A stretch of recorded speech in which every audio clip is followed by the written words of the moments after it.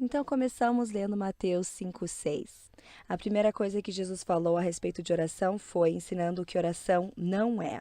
Ele falou umas coisas bem fortes e ontem concentramos em algo que ele falou em Mateus 6:5, dizendo que hipócritas adoram orar, amam orar. E isso choca as pessoas.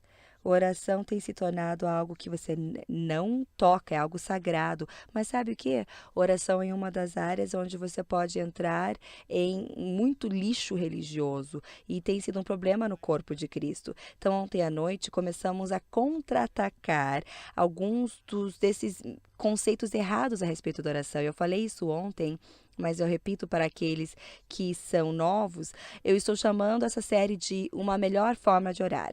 Não é a única forma de orar, não é se você não orar dessa forma você está errado, porque nenhum de nós tem uma revelação perfeita de coisa alguma. E tudo que eu estou falando contra, eu já fiz em algum momento da vida, e mesmo assim eu amava a Deus e Deus me amava. Então, eu não estou dizendo que vocês são terríveis e coisas assim. Se você estiver entendendo dessa forma, quando eu falar de algo que você está fazendo, alguma crença que você tem a respeito disso, você vai rejeitar, porque você vai dizer: não, mas eu sei que Deus me ama. E ele ainda responde às minhas orações. Bom, que bom, louvado seja Deus por um Pai celestial amoroso. E eu lhe digo que ele tem sido incrível comigo mesmo quando eu orei orações estúpidas. Mas, ó, orações estúpidas lhe darão resultados estúpidos, resultados ruins. Existe uma melhor forma de orar. Então, começamos a falar a respeito de alguma dessas coisas ontem à noite. Uma delas foi do fato de que Jesus falou especificamente que você não é ouvido pelo muito falar. Orações longas não são melhores do que orações curtas. A quantidade de tempo que você passa em oração não é o foco. Jesus nunca ensinou isso.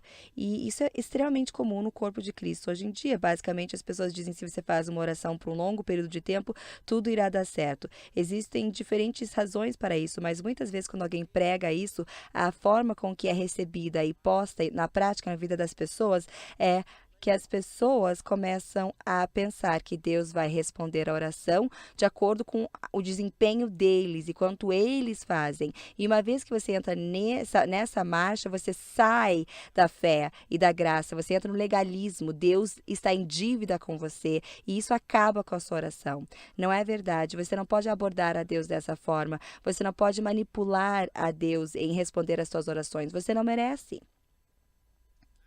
E eu sei que algumas pessoas estão dizendo, eu nunca faria isso. Mas eu já tive pessoas, milhares de pessoas vindo dizendo, eu já orei, já fiz isso. E me falam de tudo que eles já fizeram. E eles dizem, como é que Deus ainda não respondeu a minha oração? Você já me explicou por que ele não respondeu? Porque você não falou a respeito do que ele fez para você. Você falou a respeito do que você fez por ele.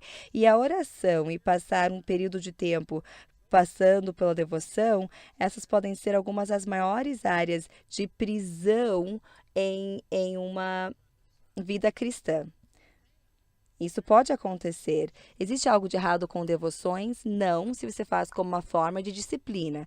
Se você disser, Deus, eu sei que você não me ama mais por eu fazer isso, você não me ama menos se eu não fizer, mas eu preciso disciplinar a mim mesma. Eu sou uma pessoa indisciplinada e se eu não tiver cuidado, as coisas desse mundo irão assumir controle e vou acabar passando dias sem ter isso. Então, devido a isso, vou acordar às 6 ou 7 da manhã e vou ler a palavra.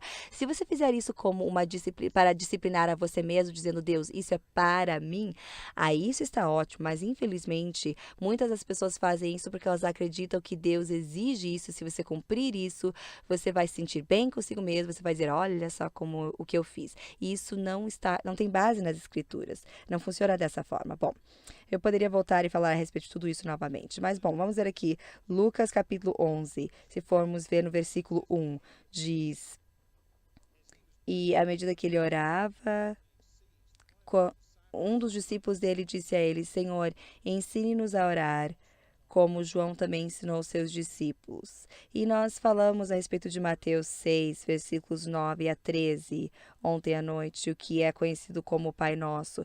E aqui está nessa passagem novamente uma versão abreviada em Lucas. Em versículo 2 diz, ele disse, a orar, diga, Pai Nosso que estais no céu, santificado seja o vosso nome, seja feita a vossa vontade aqui na terra como no céu. Pão nosso de cada dia nos dai hoje, perdoai as nossas ofensas, assim como nós perdoamos a quem nos tem ofendido. E não nos deixei cair em tentação, mas livrai-nos do mal. E então, no versículo 5, esse é o ponto que eu quero chegar. Jesus utiliza uma parábola aqui que tem sido ensinado muito frequentemente. A oração tem sido baseada nessa parábola. E o que normalmente é ensinado a respeito dessa parábola é o oposto do que Jesus estava dizendo. Então, eu acho que temos que passar por isso para verificar algumas coisas. Aqui no versículo 5 diz, ele disse, qual de vocês tendo um amigo indo no meio da noite dizendo para ele, amigo, me empreste 3 pães, pois um amigo meu veio e não tenho nada para oferecer a ele. E ele responderia, não me incomode, a porta já está fechada, meus filhos estão na cama, não posso me levantar e lhe dar. Digo a você, por mais que ele não irá dar a ele, por mesmo não sendo amigo, mas devido à importunidade, ele irá se levantar e dar o tanto quanto for necessário. Isso normalmente é ensinado dizendo que Deus é como esse amigo. E que você precisa ir a Deus e que quando você tiver uma necessidade, você aborda Ele, você pede por essa necessidade e da primeira vez talvez Ele diga não. Talvez Ele diga não, estou pronto e você precisa ficar indo atrás de Deus e orar com oração importuna e pedido repetidamente, de novo, até que você faça com que Deus te dê o que você precisa. Talvez não é dito com essas palavras, porque isso seria muito aberto, muito óbvio. Mas basicamente é isso que é ensinado, a oração importuna, que você precisa bombardear os portões do céu. E tem outro ponto, eles basicamente vão falar a mesma coisa, mas vão dizer, Deus não vai responder a tua oração sozinho. Então o que você precisa fazer você precisa fazer orações conjuntas com outras pessoas, ter milhares de pessoas orando por reavivamento. E se bombardearmos o céu, então louvado seja o Senhor, finalmente o Senhor vai liberar isso. Está bem silencioso nessa igreja, muito silêncio nessa igreja, porque muitas pessoas acreditam nisso, mas não é isso que as escrituras dizem. O que Jesus faz mais tarde fica mais óbvio quando continuamos lendo esses versículos. Se você estivesse aqui, ou se eu tivesse qualquer outra pessoa que estivesse conversando com um de vocês e eu perguntasse, quantos de vocês têm um amigo? Que se você estivesse tendo uma necessidade, se você fosse no meio da noite, simplesmente por ser um momento inconveniente, porque já estavam na cama, eles simplesmente iriam gritar, já estou na cama, esposa e filho já estão na cama, me deixa em paz, vá embora. Quantos de vocês têm amigos assim? Alguém aqui levantou a mão. Bom, bem, mas eu só estou lhe dizendo que então esse não é o teu amigo. Amigos não se tratam assim. Talvez você conheça alguém que talvez lhe trataria dessa forma, mas eles não são um amigo. Em outras palavras, sabe o que Jesus está falando? Ele está usando um exemplo físico aqui, nos mostrando que se um amigo trataria você melhor do que isso, por que você acha que Deus tem que ser implorado, convencido a fazer algo? As pessoas tratam você melhor do que isso, e Deus, o Criador de tudo, nosso Pai Celeste, que enviou o Filho dele para levar nossos pecados, nos ama ainda mais do que qualquer outra pessoa nos amaria. Por que pensamos que Ele está menos disposto a mover em nossa vida do que um amigo físico, uma pessoa física, que tem problemas, tem ego e tudo mais? O ponto que ele está fazendo é que você não iria esperar que um homem lhe tratasse dessa forma, e mesmo se você pudesse imaginar alguém devido à inconveniência do momento, dizendo, me deixa em paz e volta amanhã, pois estou na cama, por mais que ele não lhe desse porque ele é teu amigo, simplesmente devido ao fato de que já estava muito tarde, ele iria lhe dar para você parar de encher o saco. Você tem mais fé em pessoas te tratando bem do que você tem em Deus te tratar bem. Ele não está lhe ensinando que essa é a forma com que Deus é. Deus não vai te tratar dessa forma. O que ele está fazendo não é uma comparação, e sim um contraste. Eu utilizo essa lógica o tempo todo. Eu lembro de um homem aqui em Colorado Springs que ele estava no leito de morte. Ele me ligou e eu e um colega fomos ministrar com ele, aliás, por dias e meses. E é uma história comprida, mas essa pessoa estava com dificuldade de acreditar que Deus ia curá-lo. Mas a esposa dele estava ali orando por ele, amando, cuidando dele, chorando por ele. Ela tinha tanta compaixão por ele. E um dia eu estava tentando esclarecer um ponto. E eu falei, se a tua esposa tivesse a habilidade de curá-lo, você acha que ela não faria? porque você não leu a tua Bíblia, talvez, ou porque você não é o homem que deveria ser, você acha que existe alguma coisa na tua vida que faria com que ela deixasse você morrer porque você deixou de fazer algo certo? E ele ficou meio ofendido e falou de forma alguma, ela faria qualquer coisa, ela morreria por mim se ela pudesse. E eu falei, você acha que o Deus Todo-Poderoso te ama menos do que a tua esposa te ama? E o ponto que estava tentando enfatizar é que ele tem mais fé no amor da esposa dele do que no amor de Deus. E eu utilizo essa mesma lógica com as pessoas, é isso que o Senhor está falando. Ele não está falando que Deus é como esse amigo que precisa ser implorado e você precisa agarrar Deus e não abrir mão até Deus lhe dar a coisa que você pediu. Isso vai contra Deus. Isso é um insulto a Deus. E essa é a atitude que grande parte de nós, que nos foi ensinado. E nós aplicamos isso à nossa vida, que você precisa estar correndo atrás de Deus e Deus, por alguma razão, talvez não queira lhe dar, mas você pode convencer Deus a fazer isso por você. Olha, eu vou lhe dizer, você não vai fazer Deus fazer coisa alguma. Se Deus já não proveu a tua necessidade por graça, a tua fé não vai fazer com que Ele faça. A fé não é o que move Deus. Isso é diferente do que muitas pessoas acreditam, mas eu lhe digo, não é Deus que está preso, não é Deus que precisa se mover, não é Deus que precisa mover porque Ele já fez tudo. Ele já proveu a tua necessidade antes de você ter a necessidade. Ele fez a provisão antes de você ter a necessidade. Deus nunca é pego de surpresa. O Senhor já curou todas as doenças antes de você ter o problema. Não é como se Deus tem que sair e oferecer a resposta a você. Deus já fez a parte dele. E nós não precisamos ficar implorando. Deus já fez. E, na verdade, não é como se Deus estivesse lá em cima com os braços cruzados dizendo, implore um pouco mais. Você não está sério o suficiente. Quero ver você sofrer um pouquinho mais. Você não sofreu o suficiente. E essa é a atitude que as pessoas têm, mas Deus não é assim. Deus está tentando fazer com que as bênçãos cheguem a você. Se o Senhor não precisasse ter a nossa cooperação para que o poder dele pudesse se manifestar, haveria zero doenças. Não haveria uma pessoa aqui tendo que usar óculos, não haveria uma pessoa aqui com resfriado, não haveria uma pessoa aqui com um pouco de dor ou alergia. Deus está disposto a suprir todas as nossas necessidades. Ele já fez isso e eu garanto que Ele quer que a cura chegue a você. Ele quer abençoar cada um de nós aqui. Você não precisa fazer coisa alguma para implorar a Deus que Ele derrame o poder dele. Deus quer reavivamento nos Estados Unidos mais do que nós queremos. E a forma com que fomos ensinados que precisamos implorar, implorar, implorar com Deus por reavivamento é absolutamente errado.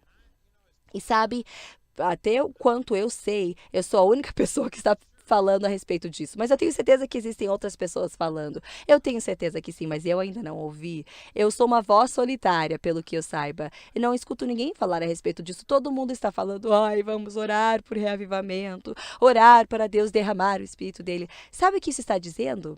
Está dizendo que Deus é responsável pelo estado morto da igreja hoje. E que se Deus quisesse, Ele simplesmente teria derramado o Espírito, milagres começariam a acontecer, haveria um reavivamento, o governo teria mudado, as atitudes teriam mudado, esse ciclo já seria revertido de coisas horríveis que estão acontecendo, e a única coisa que Deus precisa fazer é levantar o minguinho e bum, o poder de Deus está derramado. Isso está errado. Deus não está retendo e dizendo, não vou abençoar a América porque vocês não fizeram o que eu quero que vocês fizessem, vocês tiraram os 10 mandamentos da Suprema Corte, vocês fizeram isso e espera para ver se eu vou me mover. Deus não age dessa forma, Ele está tentando abençoar esse país, Ele quer fazer tudo possível para mover. E não é uma questão de implorar a Ele, fazer com que Ele se motive. Quando você começa a dizer, precisamos orar e buscar a Deus para derramar o Espírito dEle, sabe, sem dizer diretamente, mas indiretamente, você está defamando a Deus, dizendo que Deus não está movendo porque Ele está chateado devido ao nosso pecado, alguma outra coisa, e precisamos implorar por misericórdia. Errado. Eu percebo que muitos de vocês aqui estão com uma cara assustada, tipo, de onde que isso veio? O Senhor nos ama, Ele não está brabo, Ele não está pronto para julgar os Estados Unidos. Eu costumava dizer, se o Senhor não julgar a América, Ele vai ter que pedir desculpa para Sodoma e Gomorra. Mas hoje em dia, digo que se Deus julgar os Estados Unidos, Ele vai ter que pedir desculpa para Jesus. Porque Jesus pagou pelos nossos pecados. Sodoma e Gomorra foi antes de Jesus? Existe uma diferença. Deus não está de cara, brabo, ele não está pronto para julgar essa nação.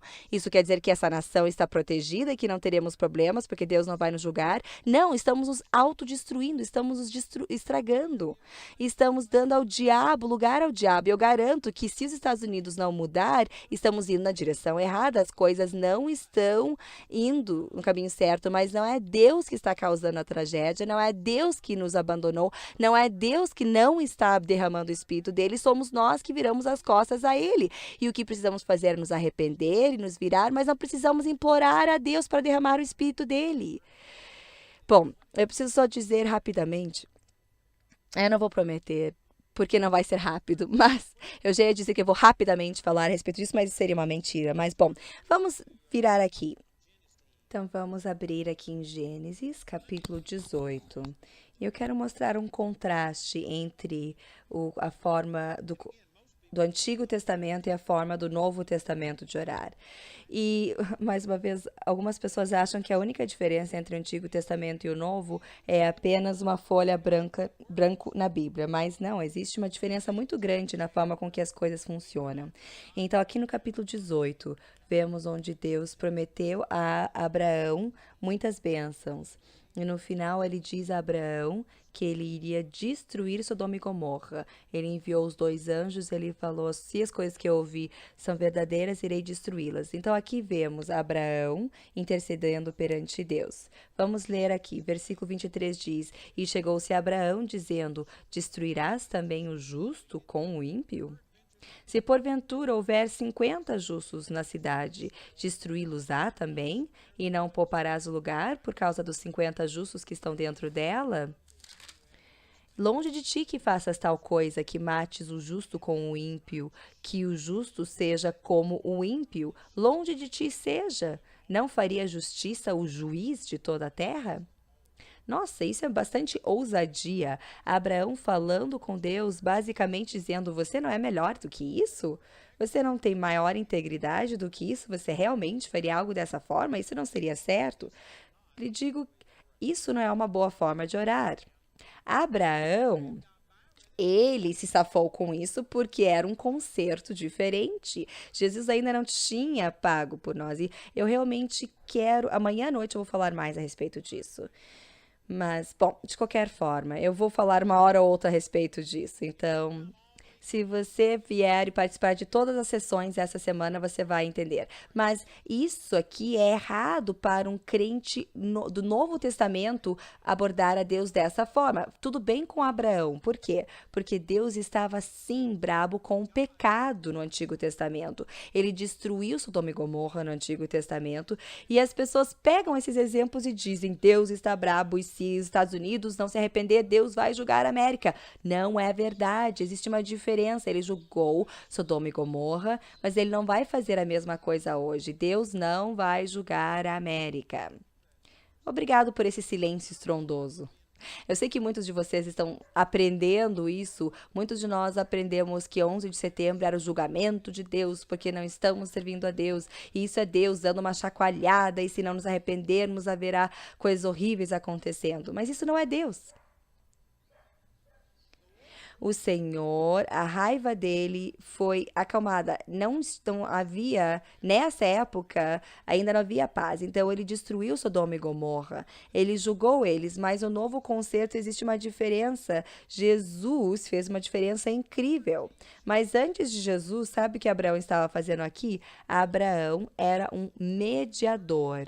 A palavra mediador, de acordo com o dicionário, quer dizer uma pessoa que fica entre 2 partidos que estão bravos um com o outro, ou que tem uma disputa um com o outro, e um mediador busca reconciliar esses 2 partidos que estão em oposição.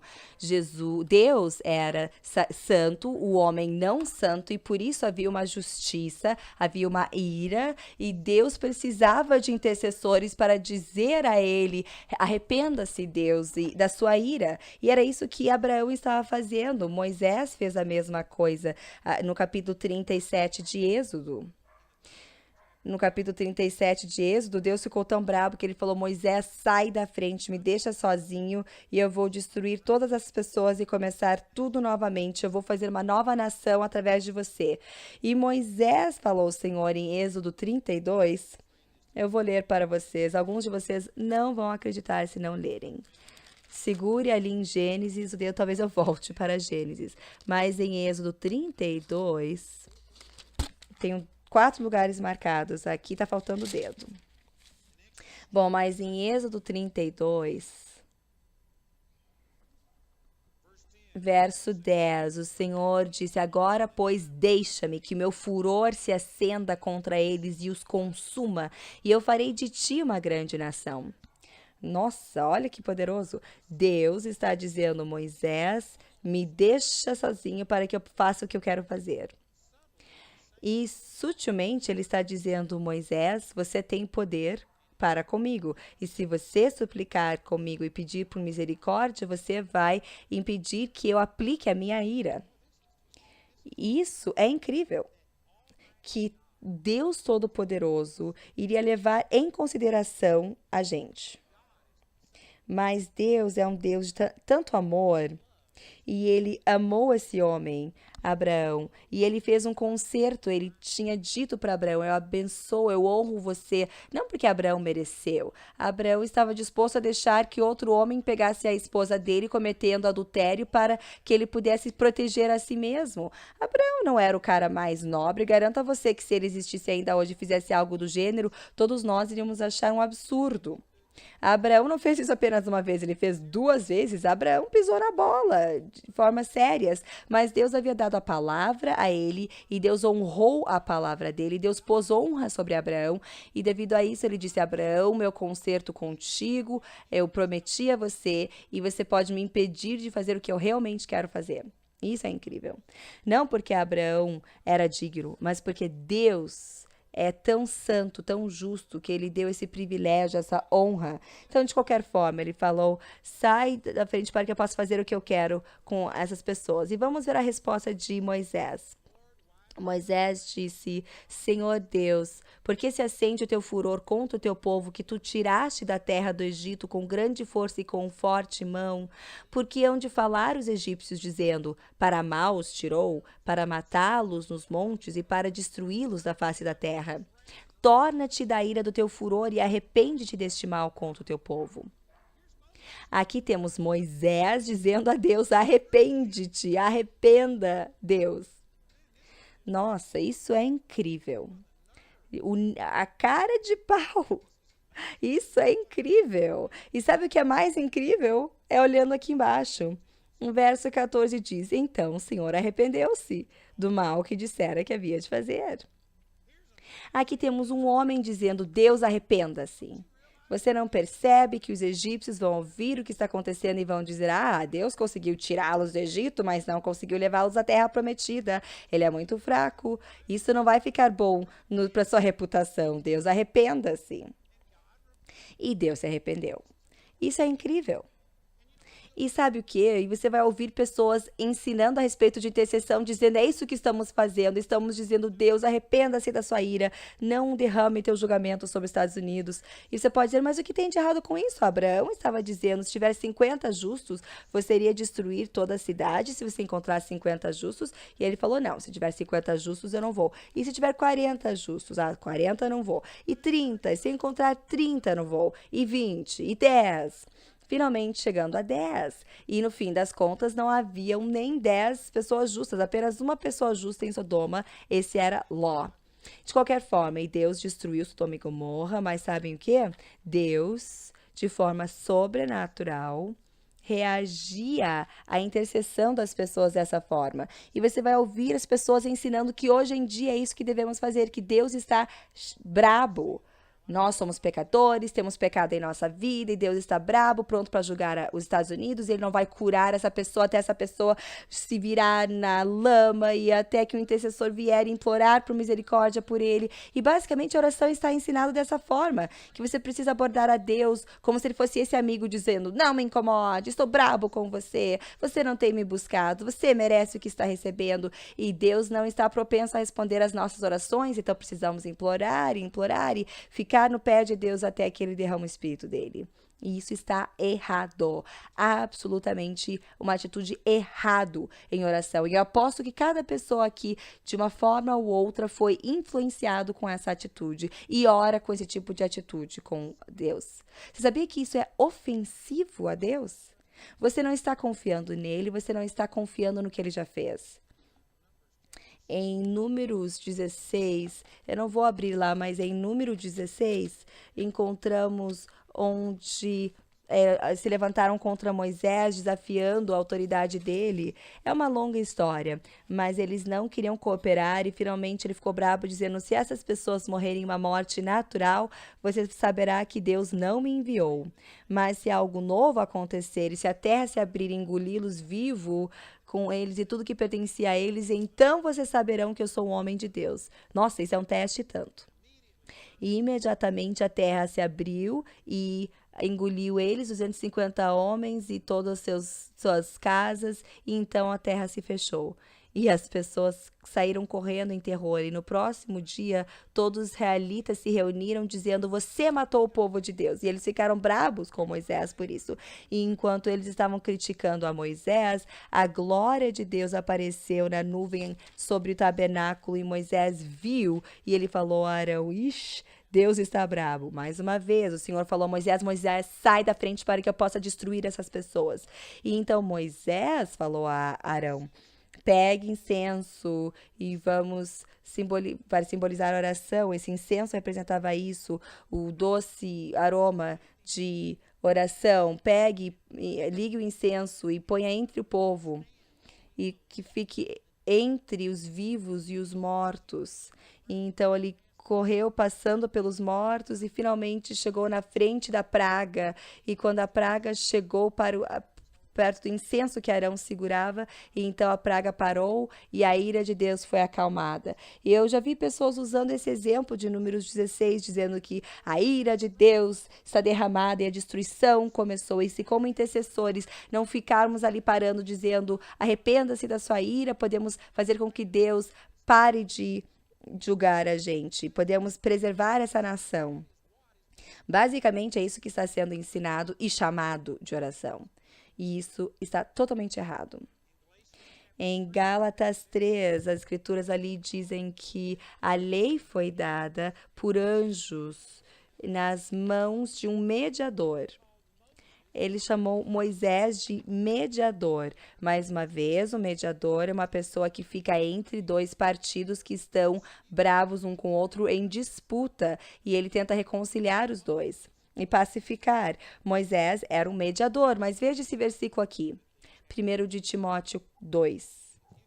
Se você entender isso, isso vai completamente mudar a forma com que você ora. 1 de Timóteo 2 fala a respeito de oração. No verso 1 diz: admoesto-te, pois, antes de tudo, que se faça deprecações, orações, intercessões e ações de graças por todos os homens, pelos reis e por todos que estão em eminência, para que tenhamos uma vida quieta e sossegada em toda piedade e honestidade, porque isso é bom e agradável diante de Deus nosso Salvador, que quer que todos os homens se salvem e venham ao conhecimento da verdade, porque há um só Deus e um só mediador entre Deus e os homens, Jesus Cristo, homem.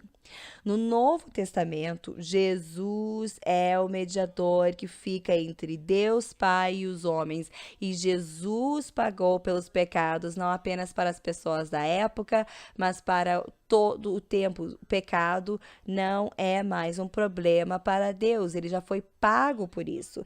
Deus não está bravo. Deus não está pronto para destruir os Estados Unidos como ele destruiu Sodoma e Gomorra, porque Abraão intercedeu e até Abraão conseguiu convencer a Deus de que se houvesse apenas 10 justos, Deus teria poupado-os. Você não acha que Jesus conseguiu pelo menos se sair tão bem quanto isso?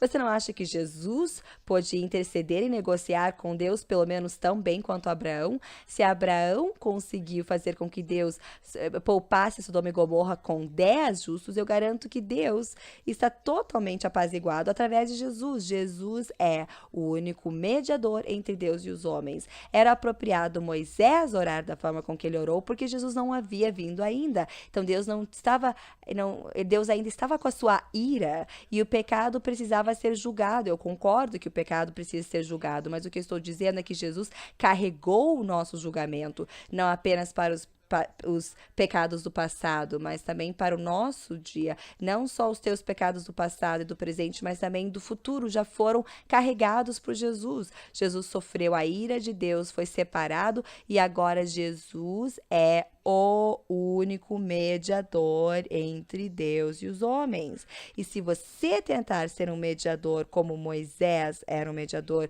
como Abraão era um mediador, você é um anticristo.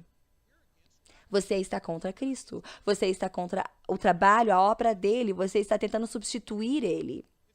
Se você está dizendo, ai Deus, por favor, tenha misericórdia, não derrame a sua ira.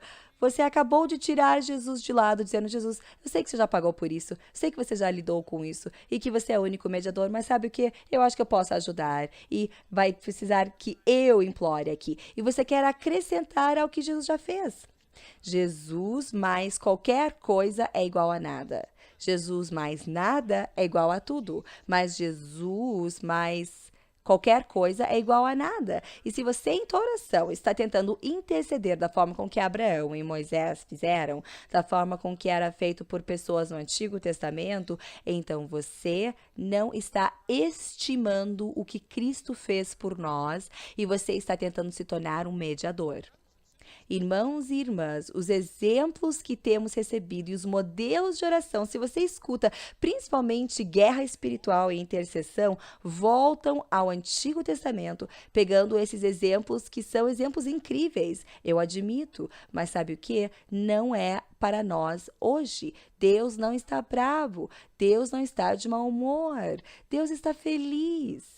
Deus está abençoado, a ira dele já foi derramada sobre o filho dele e isso acalmou a ira, satisfez a ira dele, ele não está bravo hoje. Será que isso quer dizer que porque Deus não está bravo, isso quer dizer que não precisamos pregar às pessoas? Não, Deus já proveu a todos, está disponível, mas eles precisam acreditar para ativar. Se eles não acreditarem, então a ira e o julgamento de Deus ainda está sobre eles. E se as pessoas não aceitam a Jesus como seu Salvador, sim, eles irão para o inferno. Deus preparou o inferno para o diabo e os seus anjos, ele nunca preparou o inferno para o homem. Mas se nós escolhermos nos identificar com o diabo e não aceitar a salvação, tentarmos resolver sozinhos, vamos tomar parte do julgamento do diabo. Nunca foi a intenção ou plano de Deus que as pessoas fossem para o inferno, mas existe justiça. E se uma pessoa não aceita o pagamento de Deus, eles vão para o inferno não devido ao seu pecado individual. As pessoas acham que vão talvez para o inferno porque são homossexuais, ou bêbados, ou drogados. Não, teus pecados foram perdoados. O pecado que envia você para o inferno é se você não aceita o pagamento para os pecados. Tudo volta ao fato de como você reage a Jesus. Quando você chegar ao céu, Deus vai dizer, me fale desse pecado aí. E aquele pecado, e o outro, e o outro. O que ele vai fazer é dizer o que você fez com Jesus. E a tua relação com relação a Jesus, se você ajoelhou e fez ele Senhor da sua vida, vai determinar se você é aceitado ou rejeitado. E aqueles que rejeitaram a Jesus, então, serão responsáveis pelos seus pecados, por não terem aceito o pagamento de Deus, e eles sim serão julgados pelos seus pecados, terão que responder por cada pecado individual. Mas a única coisa que é realmente uma questão é o que você fez com Jesus. Jesus pagou pelos nossos pecados, Jesus ele satisfez isso, e a igreja toda, como um todo, não está compreendendo, e ainda temos uma impressão de que Deus, como Deus do Antigo Testamento, está brabo, de cara, e que nós precisamos interceder e pedir que Deus faça o que ele quer fazer e julgar essas pessoas, e nós precisamos implorar com Deus por misericórdia. Isso está absolutamente errado. Não é o que as escrituras ensinam. Eu quero que saibam que Deus ama você. Você não precisa implorar com Deus. Isso é incrível. Se tudo isso for verdade, o que é, muitos de vocês estão dizendo, então para que orar? Que bom que você perguntou, eu vou responder mais tarde. Hoje à noite não, mas eu tô sentindo um faro aqui.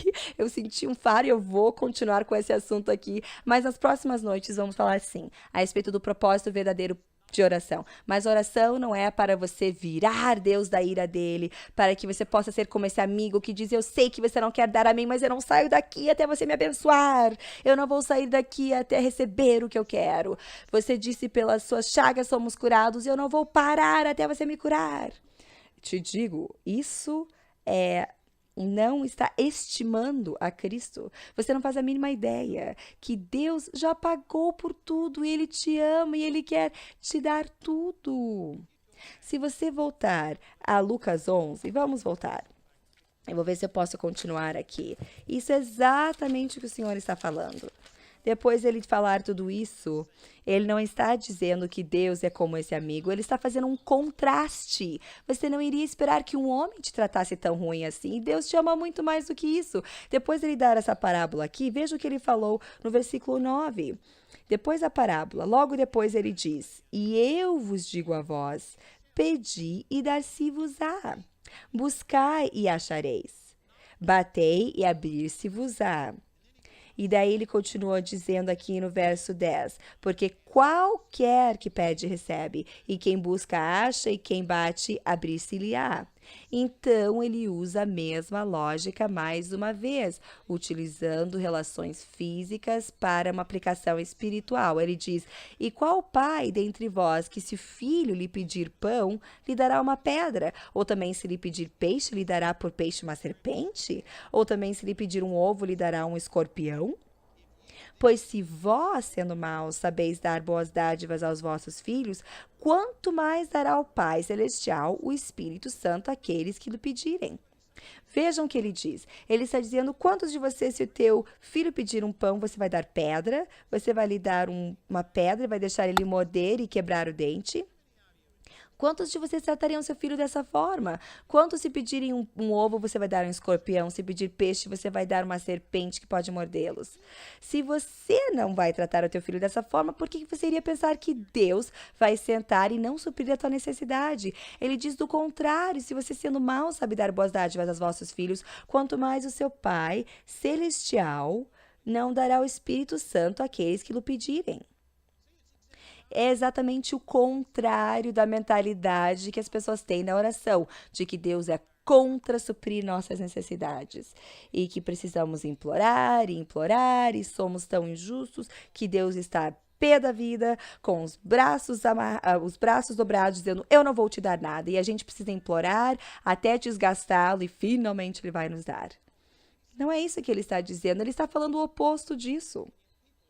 E mesmo assim, as pessoas pegam essas mesmas passagens das Escrituras para ensinar que você precisa ter oração importuna, que você precisa ficar no pé de Deus e não deixá-lo até que Deus lhe dá o que você quer. Nossa, isso é uma atitude podre. Vamos ver aqui no capítulo 18. Aqui temos uma outra passagem que as pessoas ensinam essa mesma coisa.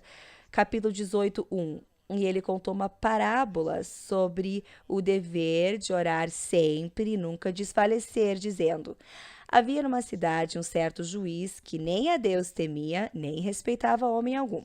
Havia também uma certa viúva que ia ter com ele, dizendo: faz-me justiça contra o meu adversário. E por algum tempo não quis. Mas depois disse consigo: ainda que não temo a Deus, nem respeito os homens, todavia, como essa viúva me molesta, hei de fazer-lhe justiça, para que enfim não volte a me importunar muito.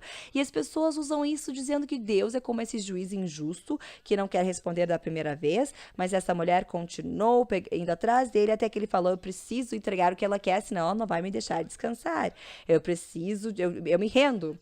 E eles dizem que é assim que Deus é, e você precisa ir e agarrar o altar e sacudir o altar até Deus sair. E que você precisa fazer o poder de Deus operar. Não é isso que está dizendo. Deus não é como juiz injusto. O que ele está fazendo é um contraste. Ele diz: quantos de vocês veem isso acontecer com o juiz injusto?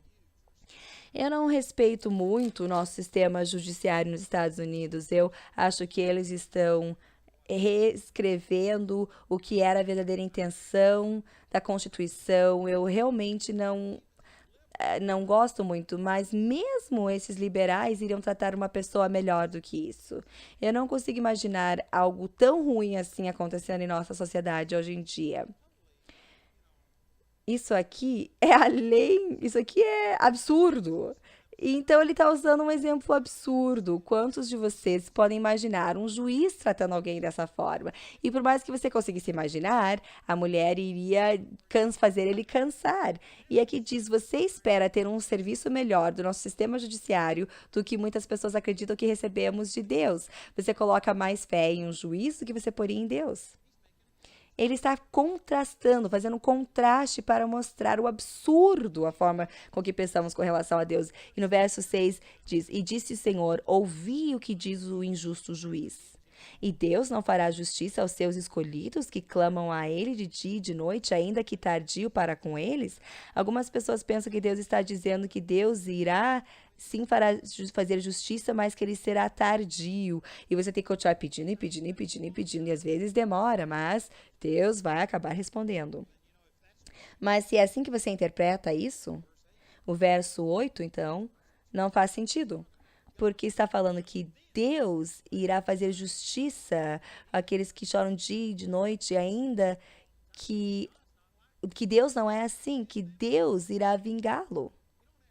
Diz: digo-vos que depressa lhe fará justiça.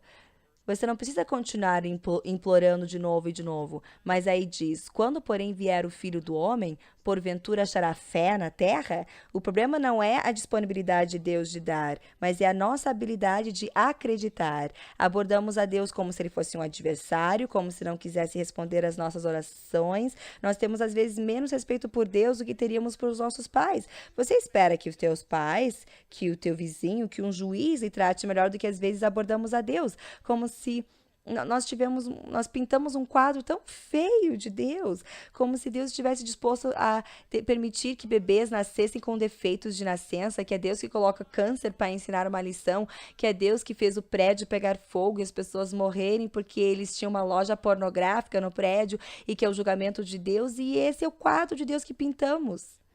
E achamos que, como cristãos, o que precisamos fazer é ficar entre Deus e implorar pela misericórdia, e implorar que ele não julgue os Estados Unidos. Temos milhares de pessoas que fazem parte de uma campanha implorando a misericórdia de Deus, substituindo o lugar que Jesus já ocupou.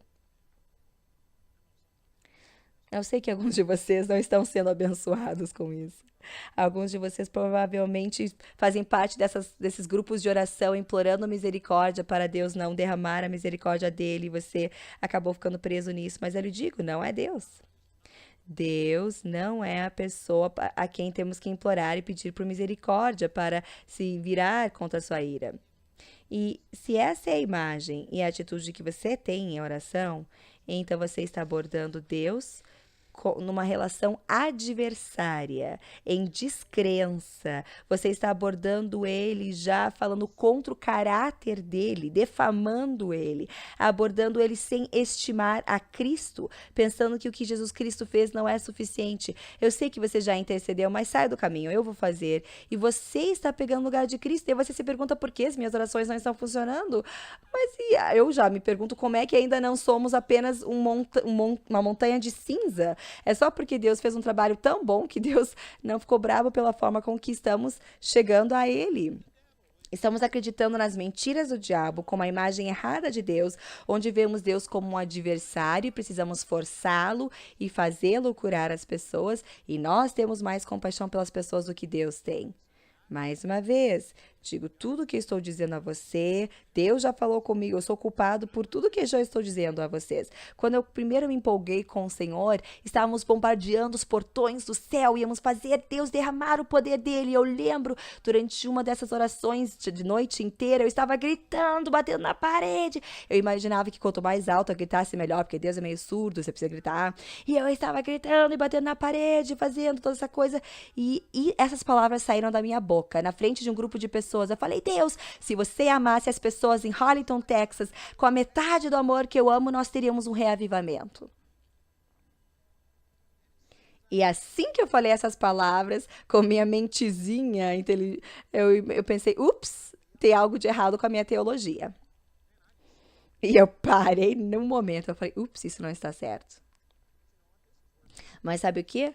Grande parte dos intercessores tem essa atitude, implorando com Deus: Deus, por favor, ame essas pessoas tanto quanto eu amo eles. Você não poria com essas palavras, óbvio, mas é o que você está fazendo. Você acredita que Deus está bravo, que Deus iria deixar eles morrerem, ir para o inferno, se não fosse por suas maravilhosas orações. Se não fosse por você, Deus não curaria ninguém. Você está intercedendo com Deus e é você que está fazendo Deus mudar de ideia. Absolutamente errado. Irmãos e irmãs, Deus ama as pessoas infinitamente mais do que você. E se você ama as pessoas, se você quer ver essa nação dar meia volta, é porque Deus já tocou o seu coração para você ter esse desejo. Não é da natureza do homem. A natureza do homem é de ser egoísta, não se importar com os outros e só consigo mesmo. Se você tem compaixão para ver os outros, é porque Deus já está trabalhando no seu coração. Foi Ele que lhe deu essa compaixão. Deus que está mexendo dentro de você, não para você implorar para que Deus seja tão misericordioso quanto você é, mas o contrário, Ele está mexendo contigo para que você, em amor, possa começar a sair e fazer algo e liberar o poder de Deus. Eu não tenho tempo para ensinar a respeito de reavivamento, mas eu falei algumas coisas aqui que precisam ser respondidas. Saiba, eu quero ver a vida das pessoas transformada. Eu adoraria ver a mesma fome, o mesmo desejo e paixão buscando a Deus nos Estados Unidos que eu tenho visto em outros países no mundo.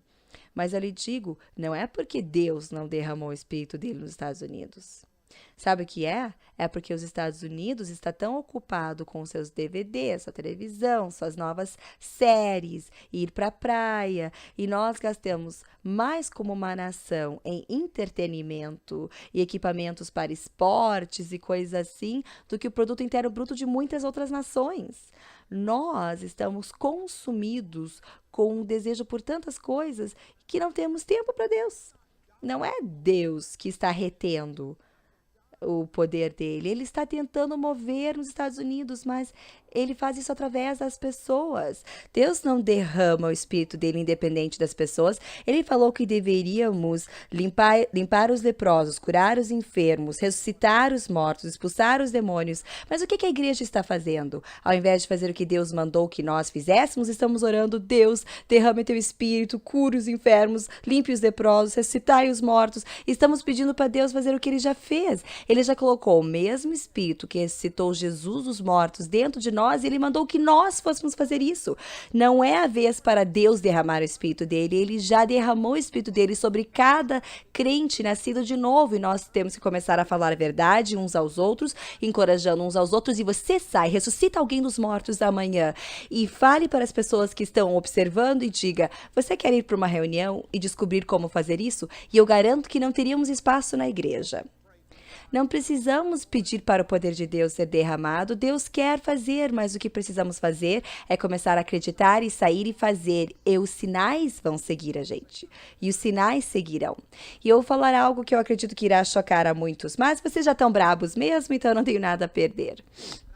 Mas eu acredito que o diabo é quem está por trás de grande parte dos ensinamentos a respeito de oração no corpo de Cristo. A forma com que tem sido apresentada deixa as pessoas no armário de oração delas, sem valorizar o que Cristo fez, tentando assumir a posição de Cristo, mandando Deus se arrepender, Deus derrame teu Espírito, tentando fazer com que Deus seja tão misericordioso quanto eles. Todas essas coisas que destroem a compreensão a respeito de Deus e mantém você preso no armário de oração, orando por um derramamento do Espírito quando o teu vizinho vai para o inferno e você não tem tempo de conversar com ele porque você está ocupado implorando que Deus derrame o Espírito dele. Você deveria estar conversando e demonstrando, curando, comandando cura que entre no corpo deles. Obrigado por esse silêncio estrondoso. Mas é uma tática do diabo. Realmente é. Eu vou dar um exemplo aqui a respeito de uma pessoa sendo salva. Eu já tive milhares de pessoas me abordando, dizendo: irmão, como é que essa pessoa ainda não foi salva? Estou orando há 20 anos por ela e Deus não respondeu a minha oração. Isso é uma atitude triste demais. Que, se eu fosse Deus, o espírito de tapa iria descer sobre mim. Meu Deus do céu. Alguns de vocês estão pensando, mas o que tem de errado com isso? Bem, em primeiro lugar, você pensa que uma outra pessoa pode se salvar através da tua fé. Isso não acontece. Você não pode fazer com que outra pessoa se salve com base na sua fé. Alguém está pensando, mais Atos 16, versos 32, quando falou o que devo fazer para ser salvo, Paulo respondeu: crê no Senhor Jesus Cristo e será salvo tu e tua casa? Você sabia que é comumente ensinado que você pode clamar essa escritura e não apenas você será salvo, mas toda a tua casa? Clame pela tua casa, teus parentes, e você clama a salvação deles. Você não pode clamar a salvação de alguém. Não é o que esse versículo diz. Esse versículo diz que ele falou: crê no Senhor Jesus Cristo e será salvo tu e a tua casa. Se eles acreditarem, eles serão salvos. Funciona para qualquer um. É isso que ele está dizendo, mas você não pode clamar a salvação de outro. Se você pudesse, então vamos parar de ensinar qualquer outra coisa e vamos ensinar apenas isso. Que todos fiquem clamando os seus parentes por que eles sejam salvos, e quando eles forem salvos, eles podem clamar por todos os seus parentes e logo o mundo todo vai estar salvo, clamando a salvação do mundo todo, se fosse verdade. Mas você não pode fazer isso, você não pode salvar outra pessoa com base na tua fé. Eles precisam acreditar pessoalmente em Deus. E diz em 1 Pedro 2, 23, que você é nascido de novo, não da semente corruptível, mas da incorruptível, pela palavra de Deus que vive para sempre. Sabe o que? Você precisa de uma semente plantada. Todos nós aqui na terra entendemos isso, mas no espiritual, a gente acha que pode só clamar e a pessoa vai se salvar. Elas não podem nascer de novo sem a palavra de Deus entrando neles. Eles precisam conceber a salvação e nascer de novo. Então, ao invés de compartilhar a palavra e falar com as pessoas estão orando em seus armários, intercedendo que alguém seja salvo. Não é assim que se faz. Eu vou falar de outra forma. Jesus nunca organizou guerreiros de oração e intercessores da forma com que vemos hoje em dia. Nunca foi feito dessa forma. Você não vai encontrar um modelo nas escrituras para oração e intercessão da forma como é feito hoje. Não existe um modelo nas escrituras disso. Normalmente as pessoas têm essa reação mesmo. Mas não existe um modelo escritural. Jesus não falou para os discípulos, não enviou os discípulos para sair e interceder sobre uma cidade e preparar o caminho. Não existe um exemplo escritural disso, das escrituras. Ele enviou sim os seus discípulos 70 antes dele para falarem, avisarem da vinda dele. Eles não tinham rádio, não tinha televisão, então ele enviou os discípulos para divulgarem o fato: Jesus está vindo, avisem, falem dos milagres que estão acontecendo. Ele fez isso, mas ele nunca mandou intercessores. Paulo nunca teve intercessores. Claro que ele pedia para as pessoas: ore por mim. Existe uma utilização certa da oração e eu vou falar a respeito disso mais tarde. Mas Paulo nunca organizou intercessores que levantavam, seguravam a mão dele. Muitas pessoas me perguntam: quem são seus intercessores? E eu digo: eu não sei, eu não tenho intercessores. Eu tenho certeza que muitos de vocês oram por mim, eu aprecio muito, mas sabe o que? Eu não tenho intercessores que eu pago para eles orarem por mim. Jesus não tinha, Paulo não tinha, Pedro não tinha. Ninguém nas escrituras que mudaram o mundo tinham intercessores pagos para isso. Isso é algo novo que está acontecendo nos dias de hoje e é tolice. Louvado seja o Senhor. Mais uma vez, a lógica por trás disso é que existem poderes demoníacos que estão segurando certas áreas em cativeiro. Você precisa amarrar e quebrar o poder antes de poder entrar e pregar o evangelho. Jesus não fez dessa forma, Paulo também não. Será que eu estou dizendo que não existem poderes demoníacos? Não, sim, existem. Eu já vi demônios sair de pessoas. Eu acredito que existem poderes demoníacos sobre a cidade de Colorado. Eu acredito que existem demônios nessa sala aqui hoje. E alguns de vocês pensando, ai, não deveria ter. Você deveria ter clamado sangue e mantido os demônios do lado de fora aqui. Você não pode fazer esse tipo de coisa. Você percebe que o diabo fez parte da última ceia de Jesus? Diz que depois que Jesus pôs o pão, molhou o pão e deu para Judas, aí que o diabo entrou em Judas. O diabo estava presente na comunhão dele. E se ele não manteve o diabo fora da comunhão dele, quem disse que você consegue isso de prender todos os demônios? Uma vez eu estava numa igreja que clamava o sangue sobre todas as portas, janelas, e se o diabo conseguisse entrar na reunião, ele entrava salvo, porque ele teria que passar pelo sangue. Isso é tolice religiosa. Só um cristão mesmo para acreditar nisso. Sabe o que? Um descrente nunca iria acreditar nisso. Você teria que ser meio supersticioso para acreditar nas coisas esquisitas que acontecem. Se fôssemos manter todos os demônios fora, esse lugar estaria vazio. É verdade. Você sabia que depressão é demoníaco? A Bíblia não faz uma distinção entre opressão, depressão, possessão. A palavra no grego é apenas demonizado. Se você está deprimido, você está demonizado, você tem o diabo mexendo com você. Se você está doente, muitas doenças são demoníacas. E existem tantas outras coisas. Se fôssemos prender todos os demônios, esse lugar estaria vazio, porque muitos de nós estamos com demônios ao nosso redor, afligindo-nos, fazendo tudo que é tipo de coisa. Você não pode fazer esse tipo de coisa. É esquisito as coisas que inventamos. Se você puder fazer isso, bem, se eu posso amarrar e expulsar os demônios, então vamos trazer as pessoas aqui e vamos prender todos os demônios num raio de 5 quilômetros daqui, aí sair, fazer uma blitz também, salvar as pessoas, enchê-los com o Espírito Santo, fazer com que eles concordem. Aí também prendemos todos os demônios de Colorado Springs, e uma vez que Colorado Springs está salvo, vamos prender todos os demônios de Colorado. E uma vez que todos eles são salvos, vamos prender todos os demônios dos Estados Unidos. Mas não funciona dessa forma. Você não pode fazer com que uma pessoa seja salva contra a vontade dela, você não pode expulsar um demônio de uma pessoa contra a vontade delas, e é isso que estamos ensinando na oração. Clame a salvação delas, prenda os demônios nisso. E não estamos pregando a palavra, não entendemos que é a palavra que tem que vir à pessoa. A palavra precisa entrar nelas, mudar a vida. Estamos pensando que é a nossa oração que vai salvar a pessoa. Eles dizem, por que Deus não salvou eles? Eu já estou orando, mas você já levou em consideração que talvez a pessoa não queira ser salva? Você já levou em consideração que a pessoa está desfrutando do seu pecado? Talvez estão sob um engano demoníaco e acreditam que ser um cristão é algo ruim ao invés de algo positivo? Então você já falou a verdade a eles para poder contra-atacar a descrença? Existe uma importância em falar a verdade às pessoas, existe importância em fazer a palavra chegar a elas. Não, deixa que todo mundo ore pelo derramamento do Espírito de Deus para que não tenhamos que testificar, para que não tenhamos que sair e talvez ter a rejeição. Vamos pedir para Deus fazer aquilo que Ele pediu para nós fazermos.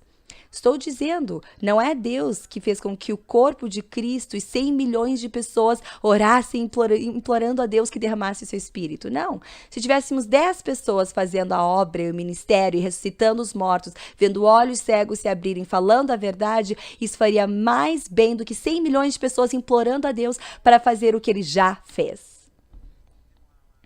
E já que estou falando a respeito disso, Colorado Springs é o centro de tanta intercessão. Eles organizam grupos que vão para Efésios e entrando no anfiteatro de Éfesos, 20 mil intercessores indo para amarrar Diana dos Efésios, acreditando que esse é o espírito demoníaco que está mantendo os muçulmanos em prisão. Então, 20 mil intercessores pagaram para ir até o anfiteatro de Éfeso para amarrar o poder de Diana e acabar com o reino dela para que os muçulmanos possam ser salvos.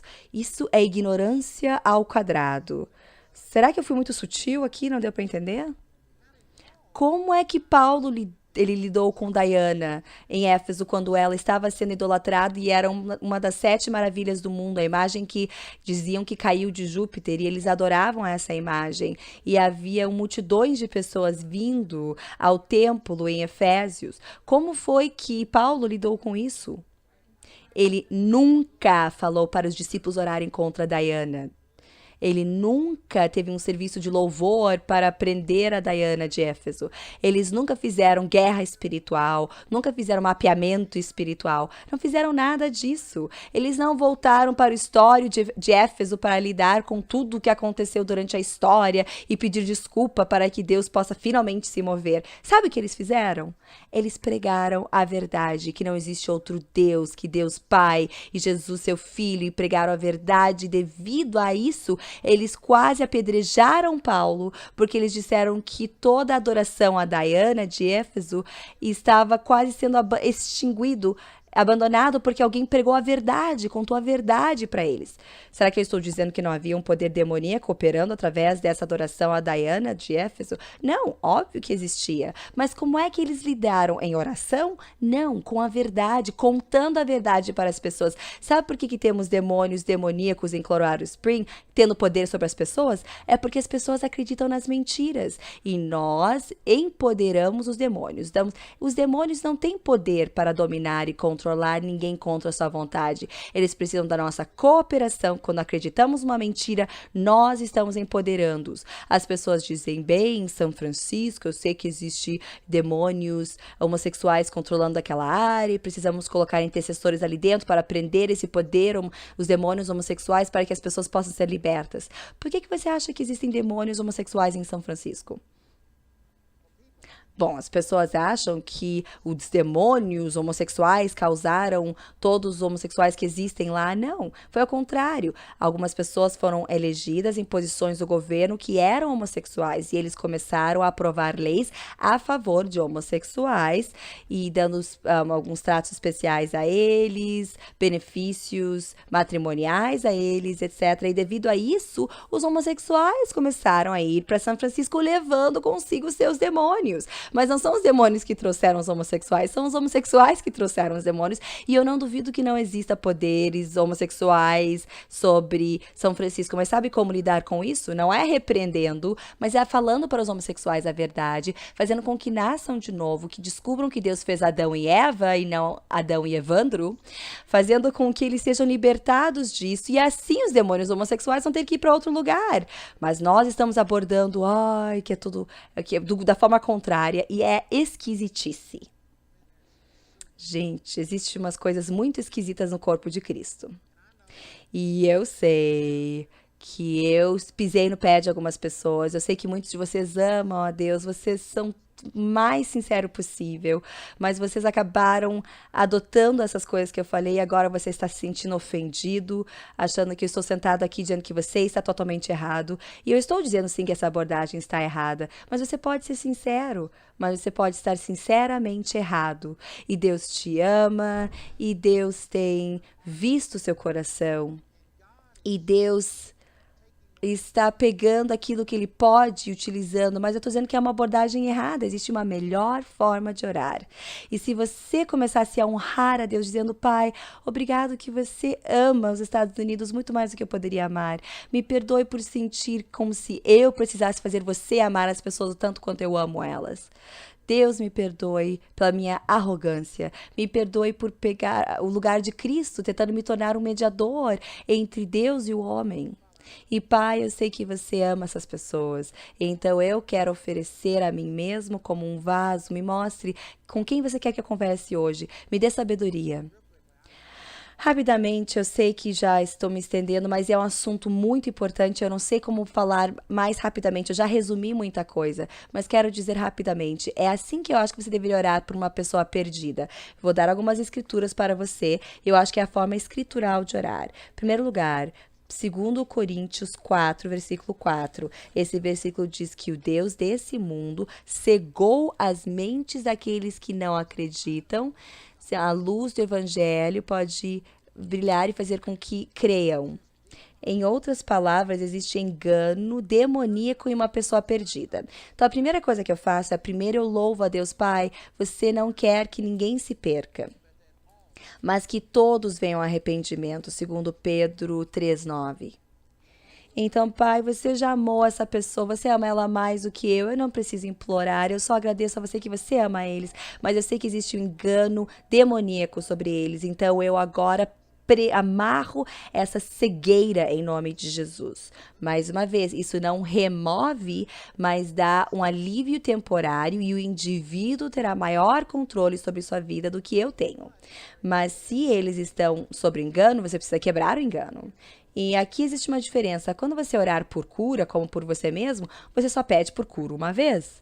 Se você pedir 2 vezes, quer dizer que você não acreditou que você recebeu a resposta, que Deus não te deu a resposta uma das 2 vezes. Mas ao orar por outra pessoa, esse engano existe sim. Então você repreende-o, mas a pessoa tem o direito de anular a oração.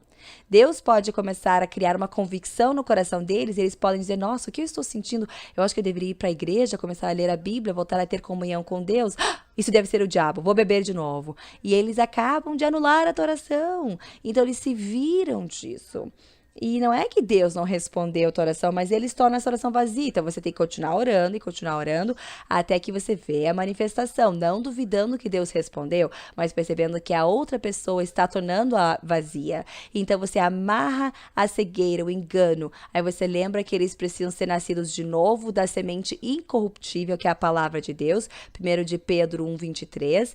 Então você começa a orar Mateus 9:38, que diz, ore que o Senhor da colheita envie ceifeiros para a colheita, eles precisam ouvir a palavra. Então comece a orar para que a palavra cruze o seu caminho. Diga, Pai, eu acredito que eles estão agora sintonizando, eu estou falando e liberando o teu poder para que eles sintonizem agora um rádio, numa TV, ou envie um ceifeiro, que haja um crente cheio do teu espírito entrando pelo bar agora.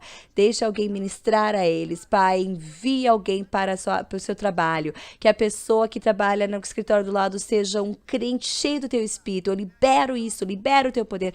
E mais uma vez, Deus quer fazer isso, mas ele flui através das pessoas. Então ele precisa de uma pessoa com um corpo físico humano para fazer isso. Se o indivíduo não está convidando Deus para entrar na vida deles, eles precisam de um intercessor que está convidando Deus, não implorando, como se Deus já não estivesse apaixonado, mas alguém que irá falar e liberar essas coisas, e você pode oferecer a si mesmo. Não ore para outra pessoa fazer o que você pode fazer. Nossa, se você pudesse falar com alguém, vai, fale, conte a verdade. Eles precisam ouvir a verdade irá o libertar. Então você ora que a verdade cruze o seu caminho, você ora João 14:26, que diz, mas o Consolador Espírito Santo, quando virá, ensinará todas essas coisas, levando a toda a verdade e trazendo à sua memória tudo o que você tem dito. Então, ore, Deus, se eles não estiverem escutando no rádio ou na TV, então traga à sua memória as coisas que eles já ouviram. Deus tem trabalhado com cada pessoa perdida, eu garanto. Deus colocou impedimentos e está falando com eles. Ore, Deus, traga a sua memória, a memória deles, coisas, escrituras que eles memorizaram quando eram crianças. Traga alguma memória, João 3,16, traga a memória deles. E daí você ora que seja ativada essa palavra. E à medida que o Espírito Santo vai ativando neles, eles vão ficando sob convicção. E existem outras coisas que eu oro também.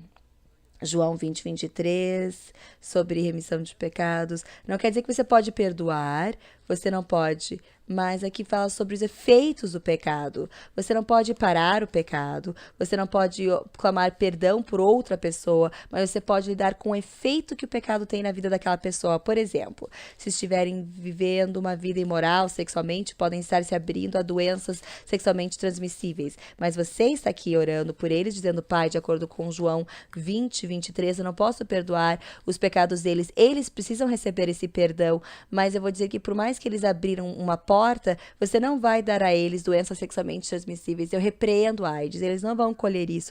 E então, a tua oração pode dar uma certa medida de proteção, mas eles podem torná-la vazia. Então, amanhã você tem que fazer a mesma oração e continuar orando e liberando essas coisas na vida deles até que eles tenham uma reação positiva a isso. Mas, no fim das contas, não é você que vai obrigar eles a agirem de forma positiva. Você pode pôr pressão sobre eles, liberando o poder de Deus na vida deles, mas não é você que vai fazê-los ficarem salvos. Em Mateus 23, se não me engano, Jesus disse: Jerusalém, Jerusalém, quantas vezes eu quis juntá-los como uma mãe, mas vocês não quiseram. E vocês estão desolados. Jesus disse muitas vezes: eu quis abençoar vocês e ministrar, mas vocês não permitiram. Jesus era o intercessor perfeito. E se Jesus não conseguiu convencer as pessoas, não conseguiu liberar as pessoas, libertá-las através da fé deles, quem faz você achar que você pode? Você só pode ser um canal para o poder dele fluir e tocar nas pessoas, mas o fim das contas a escolha é deles. Em 1 Coríntios 7, Paulo diz: não deixe o seu cônjuge descrente. Como você vai saber se você vai salvar a sua esposa, ou como você sabe se irá salvar seu marido? Muitos ensinamentos nos dias de hoje diz que você pode clamar por eles e assim eles serão salvos. Paulo diz: como você sabe? Talvez sejam salvos se você continuar do lado deles. Coitado Paulo, não tinha muita fé. Ele não sabia como clamar a salvação por eles. Você não pode garantir que teu cônjuge será salvo com base em sua fé. Você pode garantir isso se você orar e fizer as coisas certas. Você pode garantir que sentirá a convicção. Deus irá utilizá-lo para dar convicção a eles. Eles irão ouvir a verdade, mas a escolha deles se eles querem ir para o inferno ou não. E Deus não vai interferir. Compartilhei muita coisa hoje, mas eu não podia parar no meio. Mas se você ouvir novamente essa mensagem, você vai começar a se sentir bem com relação a ela.